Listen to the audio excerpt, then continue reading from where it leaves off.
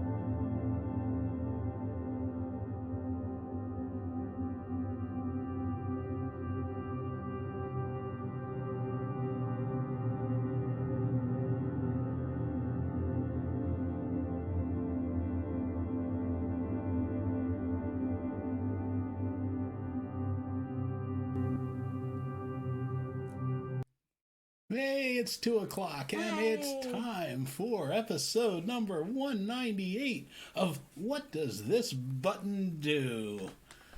It's an educational show about smartphones and technology with us Geeks on Tour.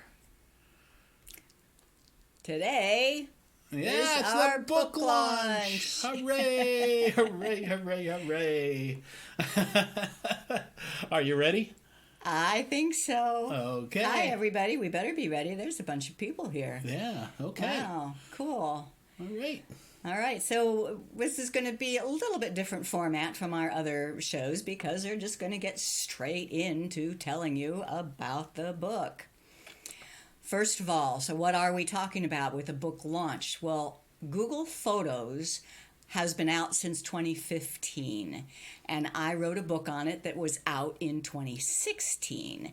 Then there's lots of changes, and I updated it in 2018, so it's time.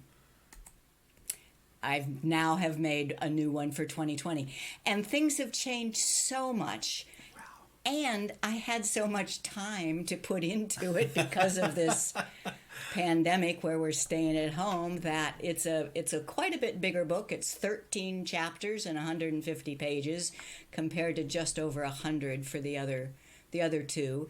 And we've even given it a whole new name. It is no longer Mrs. Geek's Guide to Google Photos. It is Learn Google Photos, and you'll see why in a couple more slides, I think. Well, I do have a free chapter that any of you can download. Please go do it. It will give you an introduction to what the book is about. And right in the introductory chapter, I have a bunch of frequently asked questions and answers. So it should kind of jumpstart you. Now, when you go to this link, and I put it in the chat too, if you scroll up on the chat, you'll see the link, but it's just bit.ly/LGP, all in caps. That stands for Learn Google Photos. And then -intro. When you go there, it will look like it wants you to sign in to Dropbox. But if you look closely in the upper right, there's a little down arrow. Anybody can download this file. And it's, I don't know, about 10 pages, I think, that'll give you an introduction to the book. Cool. But it's not just a book. LearnGooglePhotos.com has been totally redone, and so it is a new website, LearnGooglePhotos.com. And you could probably tell that I didn't build it because it looks nice. So LearnGooglePhotos.com, and that is where you can buy the book. So what is our special launch pricing? Well, the spiral bound copy is our special. You know, at Amazon, they print the books, and and they're great. They're beautiful. I love it. But they don't do spiral binding. And if you're anything like me, you just hate it when you open to a page and then you want to put your hands on the keyboard and the page, closes. It costs more money to do spiral binding, right? Yeah, it does. So the book on Amazon will be $24.95. We will be selling the spiral bound on our Learn Google Photos website for $34.95. Color and autographed. If you want it personalized, just give a name. But so we will have special pricing. So, I have to do that, don't I? Okay. And then, as part of the launch special, you can add a workshop. I teach the workshops. Some of you have already been to them. And I'm doing just one for all the book purchasers called Getting the Most Out of Google Photos. It's held over Zoom. It's limited to 12 people, and it's 2 hours with me. So it's me and 12 of you, and that will normally cost $49. But as part of our launch special, you can buy the book for $24.95. Add the workshop for $20. So instead of $83.95, it's $44.95 is our launch special. And that is available now at learngooglephotos.com. And we'll show you that in a minute. The workshops, they're not actually scheduled yet. I want you all to get your books and be ready for the workshops. But your receipt will be your voucher. So what you're buying today, you're buying the book and a voucher for a workshop. And then once they're scheduled, you'll get an email and you can sign up for whichever one you want. Okay? Got it? Sounds great. Now, at Amazon, it's not quite ready yet. Maybe Monday, maybe Tuesday, maybe Wednesday. Well, we're still waiting for the final proof. So we got one set of proofs back, and we went through, and Chris made some more changes. Of course. And if we let her do it again, we'd never get the book out. But we're waiting for this one more proof, and when it comes in and we approve it and everything's fine, it's all up there, it's ready to go. All we have to do is hit the button in it, and it's live. So it should not be a problem. Yeah, I'm confident it will be live this week. Now, I promised it for September 1, and that's 2 days. Tuesday, right? So I'm still, maybe by midnight. That's the plan. But anyway. And on Amazon, you'll be able to buy the Kindle version for $7.95, the paperback black and white version for $17.95, and the paperback color version for $24.95. The spiral bound version will only be available through our website, at least for now. Right. We might find a way. Yeah, but... that would be nice. Okay. All right. Okay. So, don't I say how to buy it? I guess well, how to buy it is you go to learngooglephotos.com and just scroll down. You'll see a big red button that says, buy the launch special. Cool. So, hello. Yeah. Hello to our live viewers, too. And I think we have a few there. And thank you, Michael, and thank you, Eileen, for the super chats there. That is so nice. And Judy, Chuck, the Olive Cousins, Bill and Karen, Sheila, John. Wow, look at all. Joel, Sharon. Look at all these people everybody. We have here. How do you break a bottle of champagne over a book? Oh, no, we don't waste champagne around here. No. We will be breaking a bottle. We'll be opening a bottle of champagne. We'll be cracking a bottle open. How's that? Is that okay? All right. So we will remind you how to buy the launch special before we're over, but I do want to talk about Google Photos 2020. And some people have told me that this little grid I made was very helpful, so I want to show you where to get that. This little grid is not in the book. Why? Because this is a book about Google Photos 2020, not about the differences from last year's version to this year's version. It starts with the 2020. So let me show you how you can find this grid. Notice it talks about how settings in the old app, you would tap on the 3-line menu in the upper left. In the new app, settings are found on the account button in the upper right. Albums were found on an albums tab. There is no albums tab anymore. In the new app, that's in the library tab, etc., etc. So let me show you where that is.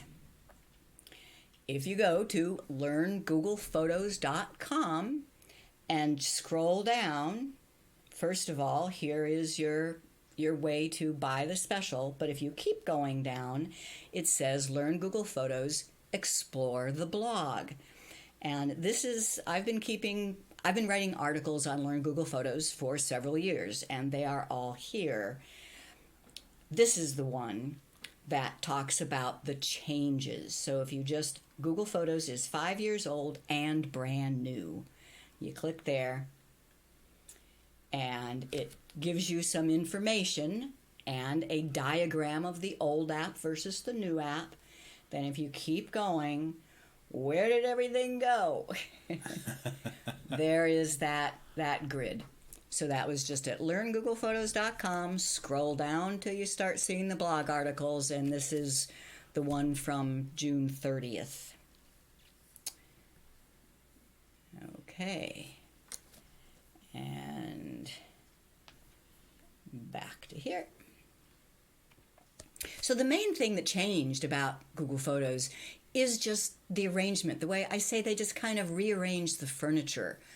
Pretty much everything is still there, but it is in a different place. You have to start getting used to it.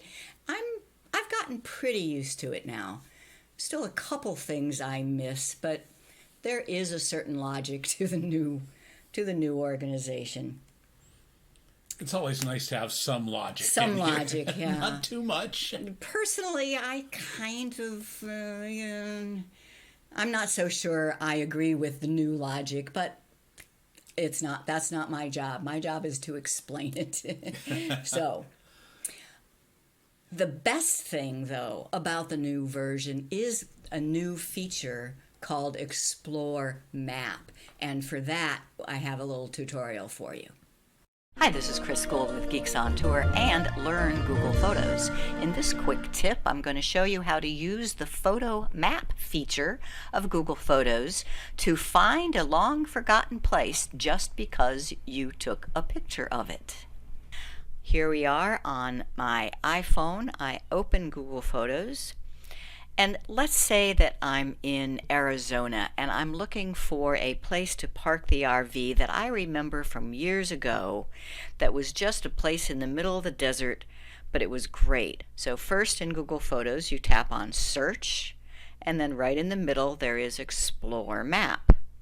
Then you just need to position the map generally where you're looking, which is in Arizona near Quartzsite. There we go. There's Quartzsite. Now see all these colored, we call them heat maps. And I remember our parking place being somewhere a little southwest of town. So let me look at that little heat map right there. And when you tap on it, then the pictures that were taken in that place appear at the bottom.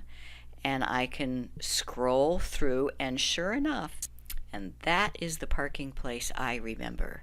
I can now swipe up on the photo, and I see the map for that photo. When I open in Maps, I'm now in Google Maps, and I can get directions from wherever I am and start. Of course, I happen to be in Florida now, so that is a 2,462 mile trip. Let me give you one more example, and I'll pick one closer to home this time. Google Photos, search, explore map. This time, let's say that we're headed north out of Florida, and I remember a little winery right on the beach, somewhere north of Daytona Beach. I don't remember the name of it or exactly where it was, but I would love to stop there again. So north of Daytona Beach, Flagler Beach, that sounds right.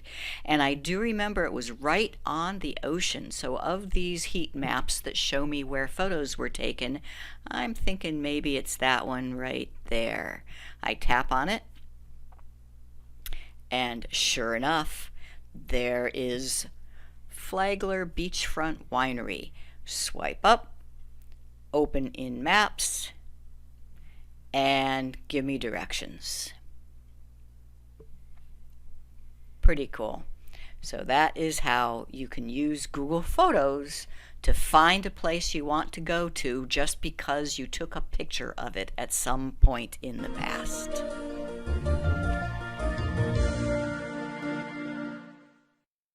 Well, great. Now that's the second little video I've done about the map feature. The first one, my first thought about the map was just to kind of browse around and see your photos. But this finding a photo because all you remember about it is where it was, I have had a couple of really important uses for that lately. And so that is an awesome new feature.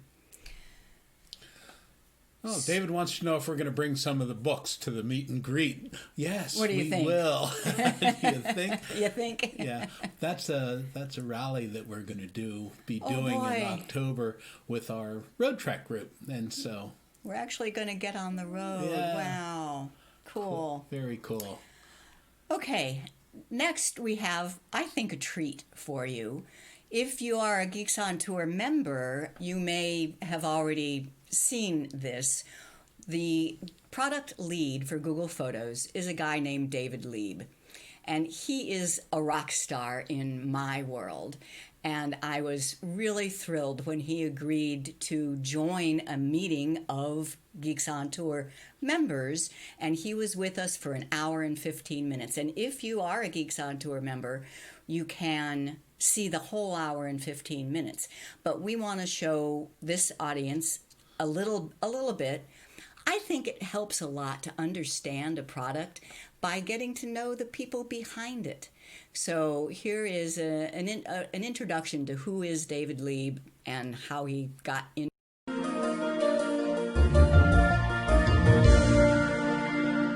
David, meet some of our Geeks On Tour members and meet David Lieb, the product lead for Google Photos. Is that the right title? It is, yeah. We don't really spend a lot of time thinking about titles at Google, but yeah, my responsibility is to make sure that the product we build is the best thing that we can build for our users and make sure that we can turn it into a sustainable business. So I get to work with a bunch of talented people every day. It's a pleasure. So first, they have to know a little bit about the backstory here. You were a college student or a business school student with an idea for an app. Yep. You built that app. It became wildly popular. You got millions of dollars of venture capital, and then Google bought you. What amount of time did all of that take? Yeah. The answer is about 5 years, I guess. I can give a quick backstory. I was an engineer coming out of school. I worked at Texas Instruments back home in Dallas, Texas. That's where I grew up. And then eventually I decided I wanted to be responsible for more than just the engineering that I was working on. And so I decided to go to business school to learn business. And it turns out that literally the first week that I was in business school, I faced this problem where I was meeting all of my new classmates and I wanted to get their phone numbers so that I could text message them. And I found that it was just pretty cumbersome to do that to 10, 20, 30 new classmates. And so the iPhone had just opened up the App Store. You could build apps finally. And a friend and I decided, like, oh, let's try to build an app to make it easier to get phone numbers from the people that you're meeting. We called it Bump. It ended up being one of the most popular apps at the beginning of this mobile revolution that has occurred. We dropped out of business school. We came out to California. We raised some money, and we tried to build a company. And we got 150 million people to install our app. We had lots of really interesting things that we learned. One of the things that we learned along the way was that people loved Bump mostly to share photos with their friends and family. And that was the key insight that led us to kind of do, I guess in the business we call it a pivot, where you change your focus slightly to work on a different problem or a different solution. And that's what led us to build some photo sharing tools. And the last of which was an app that was basically a better photo gallery app. And Google saw that and told us, hey, that should be our Photos app for our Android platform, but perhaps broader than that. And we agreed. So we got acquired by Google, and we came in and rebuilt that app using all of Google's amazing existing technologies. And I'm sure we'll talk about some of that. But that then became Google Photos. So been there coming on 7 years now, and it's been a really amazing ride. Yeah. So what do you think? Doesn't it bring the Google Photos product to life when you know some of the story of how it was created? And he talks a lot more about it too. Now, but his story, I think they need to make a movie out of it. I think so too. It's a compelling story. It's real life. It's the garage to the venture capital.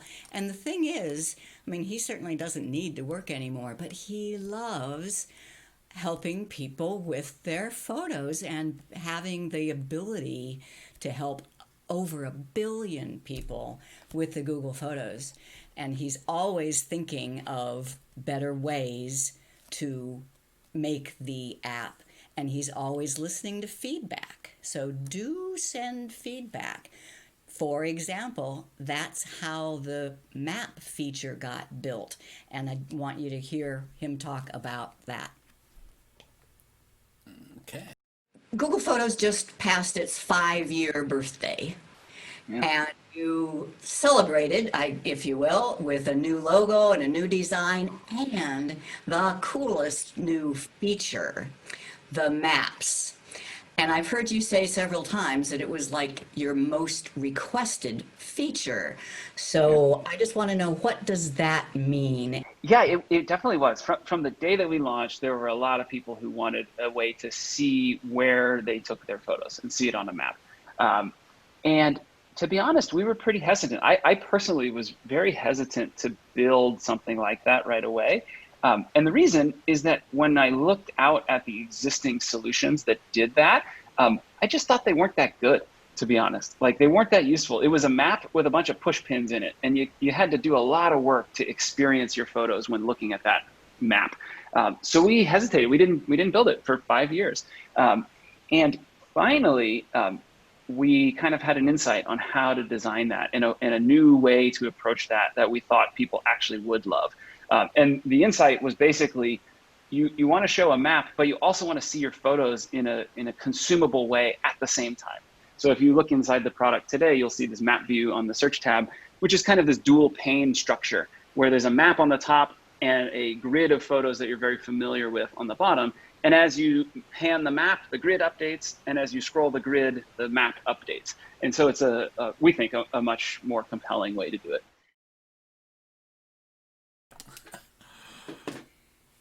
So I think that's a bit of a lesson to learn about the product completely too. Just because you've been waiting for years and years, some of the features I've requested, I've been waiting for years and years for them to build. It might not be because they're not listening, it's because they're really trying to figure out the best way to do it. So when they do come out with a feature, it's really good.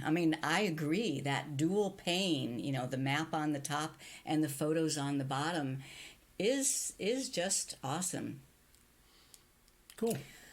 Okay, so that was more from David Lieb. So next, I want to show you a little piece of the book and do a demo around it. I think the most important part of Google Photos is the searching. So I want to show you on Chapter 5, I call it How to Find Your Memories. And there's lots of different ways. The map is one way, but just plain searching is another.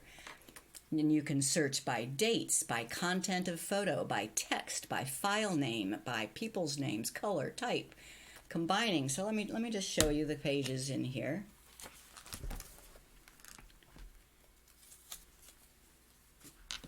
So there's one page of using search, searching by dates, searching by contents of photo, searching by text. So a lot of people think that you can't search by file name, and I will demonstrate these, but you can. And any text in the description is searchable. You can search by people's names if you have given them a name in the people section. Search by color. So that's 1 page, 2 pages, 3 pages. Search by type. And then you can combine searches. And then 2 layers of search.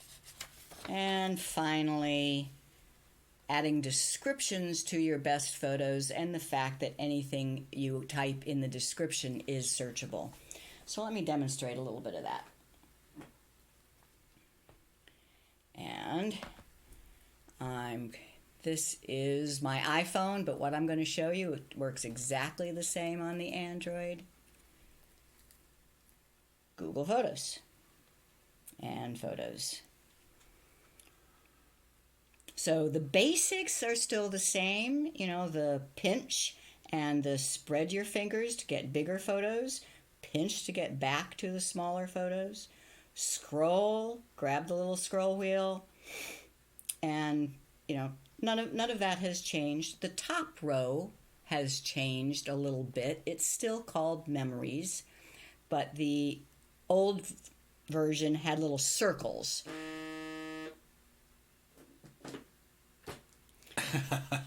So what I want to show you is search. Now there used to be a search. Excuse me.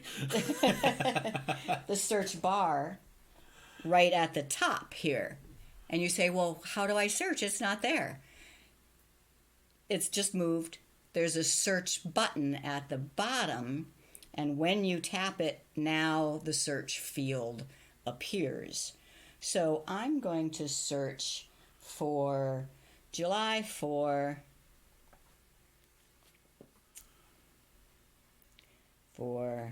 and you've seen me do this before. I do this all the time. July 4, 1998. Now, why did I just do JUL? First of all, you want to do that rather than the number, because 7/4 in some countries would be April 7th rather than July 4. So the JUL. And you don't have to type the whole month out. It understands JUL. So JUL 4, and don't put the commas.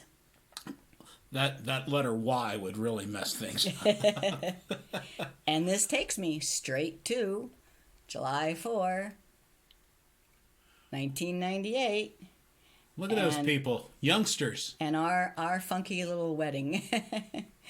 And we wore these silly hats. But now what if I want to see what we've done on July 4 every year?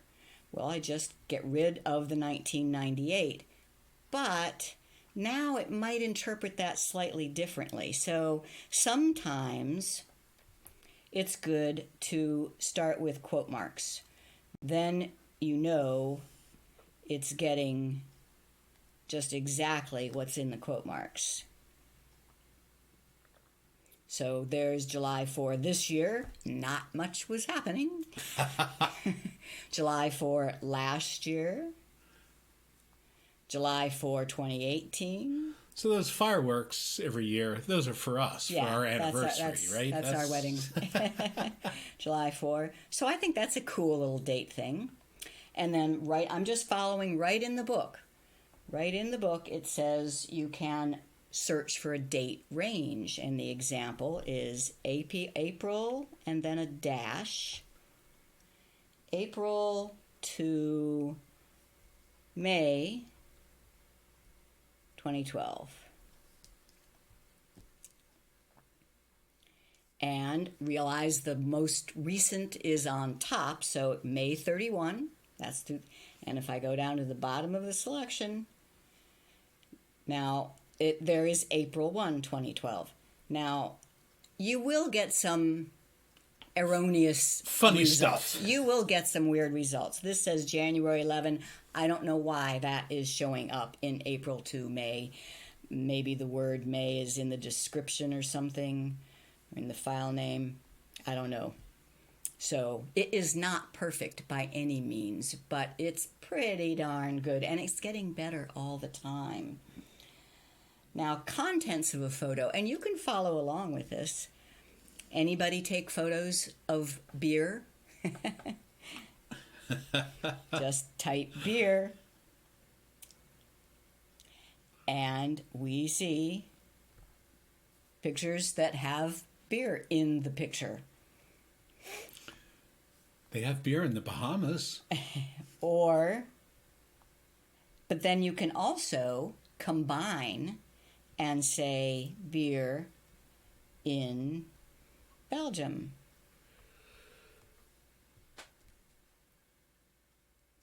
Okay, or my examples in the book are fishing in Tennessee. If you have some pictures of fishing in Tennessee, they will probably show up. No tagging, nothing required there. I can pretty much guarantee there are no pictures of me fishing in Tennessee now. And then file names. So let's say I look at my computer and I see a file name and it has the number 3802 in the file name, and I want to know if that photo is in my Google Photos. So 3802. Now to see the file name, I have to open the picture and swipe up on it. And there, IMG 3802 is the file name of this file. And this one is IMG 3802. So that's file name.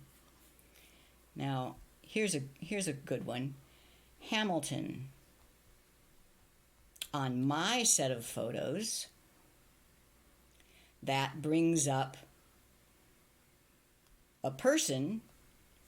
In the description, it says that is John Hamilton. So it found it because the word Hamilton was in the description. But it also finds a picture of the show. The sign for going to see Hamilton play. Okay. And you can search by people's names. You can search by color. You can search by type. So, for example, something I stress to people is to mark your favorites. And if you do, you can search for your favorites. If I type favorites and beer, oops, I don't have any favorites beer. I can't believe that. Okay, how about wine? Not even in Belgium? Oops, no, it's because I misspelled favorites. That's what was wrong. Spelling is important. Okay, so now I see just my starred photos that have wine in the photo. Okay, so that's just an example of what's in the book and that you can learn. And everything that I just did on the phone can also be done on the computer. No problem. And now I think we have, let's hear a little bit more from David Lieb. Which one? The duplicates. Any hope for people who want a dedupe command? They want to automatically eliminate duplicates. Yeah.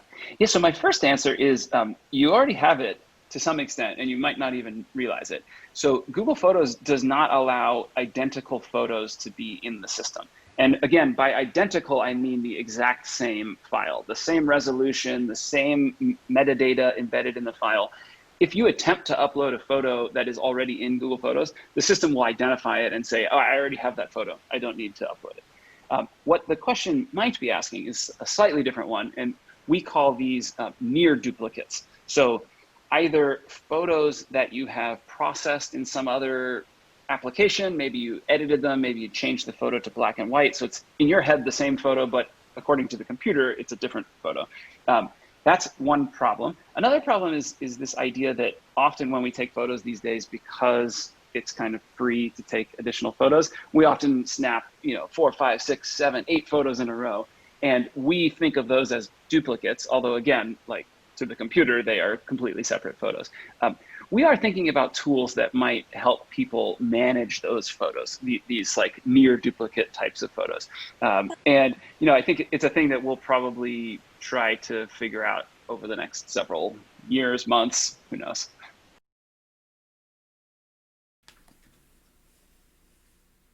Yeah. So yeah, I know that deduping is a very big question. It's probably the question I get the most. And no, there is no automatic way. Now you can just delete. If you see something that you say, that's a duplicate and I don't want it, you can just click the trash can. But as far as an automatic way, there is none right now. And that is handled in the book as well. The fact of what is a duplicate. Okay. It's a little bit different. File names, for example. I just have to say this. On our computers, if a photo has the same file name, it is considered a duplicate, period. Google Photos, Doesn't care. No, you can have 20 pictures of the exact same file name, and as long as they are slightly different pictures, that is not considered a duplicate. Yeah. Doesn't make sense, but it does make sense somewhere to someone. Well, because, anyway, that's the way it is. That's how it is. All right. And then one more from David. I asked him what he thought the most important thing to teach was. I want you to hear his answer. And is that the monetize? No, that's the out.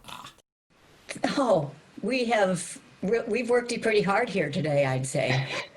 And gotten a lot of great information. Thank you so much. I do have just one final one that says that I want to listen to you. So you have an audience here of a lot of people who teach Google Photos. What would you like us to teach people? What's kind of the most important thing that you would want people to know about using Google Photos?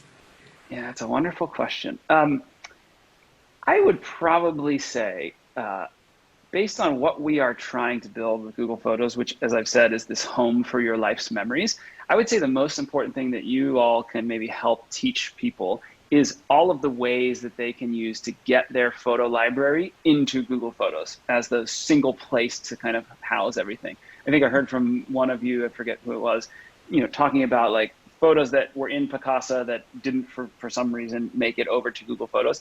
I think there are a lot of people who use Google Photos that haven't gone back and uploaded all of their old photos from the old computer they have or from some other cloud service they're using.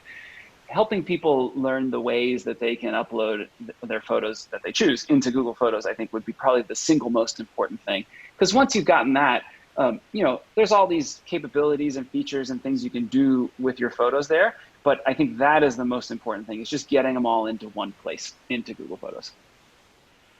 Good answer. Yeah. And the other way, obviously, is like send feedback to Chris. I would love to keep this connection active and hear all the feedback that you can aggregate from your members. That's another great way to do it, too. All right. Thanks. Well, I know there's lots more questions, but as a group, we will continue this conversation. I think we need to. Can we let everybody unmute and give them some applause? I can try. Some applause or some static. Oh, that All right. You should all be able to unmute yourselves. All right. So. Thanks so much. Sorry, I was just saying thanks to each of you for participating in this forum, for giving me your feedback, for teaching others how to use Google Photos. It's really awesome to see. I hope each of you is a little bit proud of the work you do there. Well, thanks, and I'll hop off and hopefully hear from all of you again later. End the meeting now. We are. Thank you so much, Stephen. It was That was great having him here. It was. Sheila says David needs to see this show. He'd love to see it. Well, he'll have the link, and he's probably a little busy now. His wife was they were very, very pregnant when he did this show. I think her due date is this weekend. So he might be busy. He's probably a little busy. But I really took to heart his saying that a most important thing to teach is how to gather all your photos. So after that meeting, I went back and reviewed my chapter. I call it Collecting the Rest of Your Life's Photos and Videos, because it comes after your phone. The first thing is all you have to do is install Google Photos on your phone and turn it on, and everything that's taken by that phone gets uploaded to Google Photos. But then, what about the photos that are on your computer, on hard drives, that you used to use Picasa for? There's a couple little issues with Picasa. How about USB drives and SD cards? What about other cloud services? You can get your pictures from Facebook over into Google Photos. What about old prints and slides? So that's all in the book, how to collect all of your pictures into the one place, Google Photos. So, any questions here? I don't. I know. Well, I saw a couple. Okay. Yeah. Scroll back up.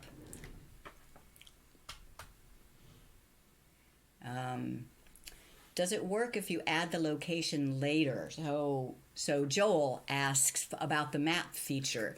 If you add the location later, like I showed in another video I have, then yes, it does show up on the map in the location that you added. It's nice that way. And somebody said, what was it? Can't find where to order the Spiral book. If you just, here, let me show. All right. All right. So you just go to learngooglephotos.com. Let me just go straight there. Learngooglephotos.com. And then just scroll down and grab the book, Learn More, and purchase a special spiral bound copy. I mean, when you click buy now, get the launch special, it is for the spiral bound copy. And then when you go there, there's check marks. So you don't have to get the workshop. Just uncheck that. If you just want the book, you can uncheck the workshop. If you want the book and the workshop together deal, then just check it. And if you want to buy some more books for your friends, you can just increase that one to however many. Okay. What about photos from Seattle Filmworks, floppy disks? Wow, I remember those guys. I used to get a lot of film processed with them. They can be uploaded to Google Photos. So there's a chapter in the book talking about getting your pictures from other sources. Well, I do specifically, are they JPEGs? I think that might be what they're asking. The Seattle Filmworks might not. They might have a proprietary. Yeah. And you have to have a floppy drive. Yeah, that's the first thing. Yeah. So. But they exist. You can buy an external USB floppy drive to read it, but then you may have to find a conversion program. All right. Richard says one of the return messages after purchasing the book and workshop went into a spam folder. Oh. Yeah, you got to watch out because, yes. Thanks for mentioning that, Yes, I appreciate that. Anybody who doesn't get the email right away, do check your spam folder. Because it's coming from a different place than us normally. The stuff that we talking about. Okay, I think I'm ready to do a little review and wrap it up. Remember to, if you're just learning about us in the book and all that today, please download the free chapter at this link, bit.ly /LGP-intro, and the upper and lower case are important. So bit.ly LGP-intro, and when you go there, you do not need to sign in. Just find that down arrow, and you will download it. All right. So bye now. You just go to learngoogllephotos.com and scroll down. Book only is $24.95, and that is for the color spiral bound autographed. If you want, I will autograph them all. If you want a name on there, there's a place where you can put the name that you want given. Very cool. But that's not all. But wait, there's more. We started a brand new YouTube channel for this Learn Google Photos as well. So please go there, youtube.com/Learn Google Photos, and we just dropped half a dozen videos there just today to kick this off. Right, and they are live right now, as far as I know. I haven't checked because we started here when it was supposed to go. So it's youtube.com/Learn Google Photos, and please subscribe. And as long as you're here, go ahead and on the YouTube, subscribe to our YouTube channel. The Geeks On Tour. Click like here, too. But then go over and like the new YouTube channel, too. And that's still not all. And there's more. We also have a Facebook group.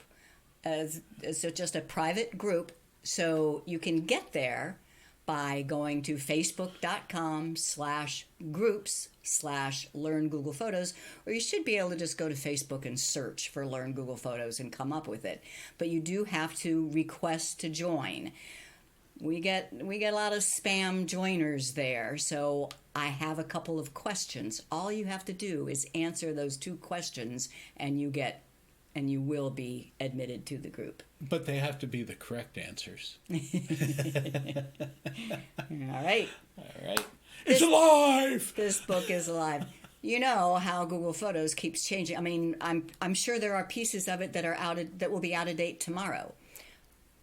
Therefore, I have a companion web page, and the address of that page is in the book. So when you get the book, you will also get a link to a page where I will keep everything up to date. And then the learngoogllephotos.com website, blog, subscribe to the newsletter there, and the Facebook. And of course, Geeks On Tour membership, you get to ask us questions at any time. Very cool. Oh, yeah, our backstage pass. Don't forget, you premium members, right after this show, we're going to have a Zoom meeting with all of our premium members. You've all been invited. There would be an email that went out from Chris. But if you don't have that email, you can get the link from our geeksontour.com member login page. Just scroll down there and click on the backstage pass. It should be a lot of fun, right? Judy Reinheimer says, anything new about saving or backing up to the cloud? Which cloud? Well, Google Photos cloud #1.